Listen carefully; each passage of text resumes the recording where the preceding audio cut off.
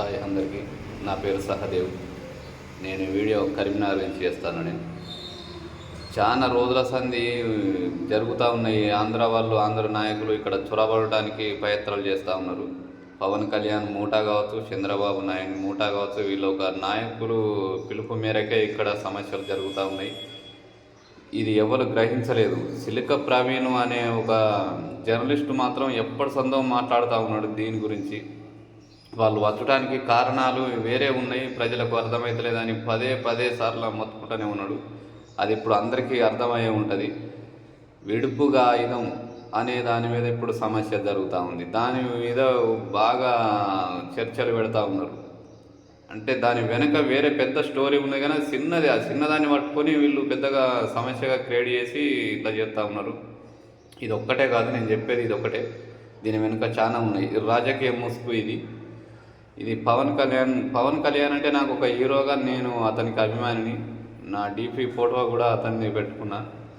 వ్యక్తిగతంగా నాకు ఇష్టం అని నేను ఒక రాష్ట్రం మీదకి వచ్చినాక కూడా నేను మెచ్చుకున్నాడు కరెక్ట్ కాదు. ప్రతి ఒక్కరు ఒక వ్యక్తిగతంగా ఉండే ఆలోచనలు, వ్యక్తిగతంగా ఉండవలసిన ఇష్టాలు, ప్రేమలు అవి వేరు. రాష్ట్రం మీదకి వచ్చినప్పుడు ఎవరైనా మేలుకోవాలి.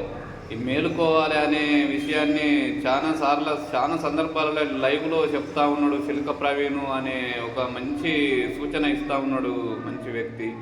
మరి దాన్ని మాత్రం ఎవరు పట్టించుకుంటలేరు.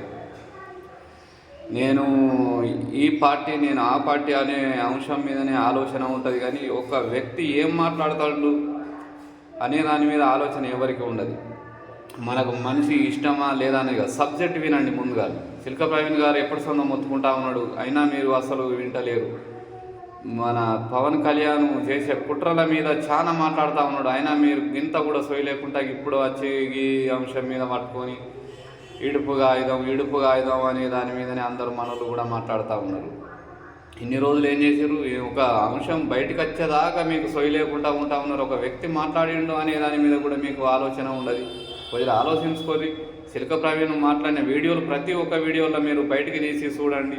ఈ వెనుక ఏదో జరగబోతుంది, వీళ్ళు రాజకీయం చేయడానికి వీళ్ళు మనల్ని ఇక్కడ చొరబడతా ఉన్నారు తెలంగాణకు అని పదే సార్లు చెప్తా ఉన్నారు. దీని వెనుక ఉన్న ఆలోచన వేరు, దాన్ని గమనించుర్రి అని చెప్తా ఉన్నాడు.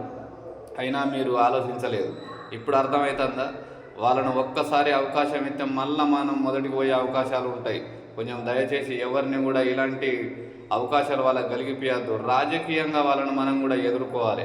మనకు రాజకీయ దమ్ము లేదా? కొంచెం ఆలోచించుకోరి. అందరూ చదువుకొని ఉన్నారు కదా, మీరు అంతేం సన్యాసులు కాదు కదా, కొంచెం ఆలోచించుర్రి. మనం అభిమానులమే కావచ్చు, కానీ రాష్ట్రానికి వచ్చినప్పుడు ఈ అభిమానులమే తిరగబడాలి. అర్థమైందా?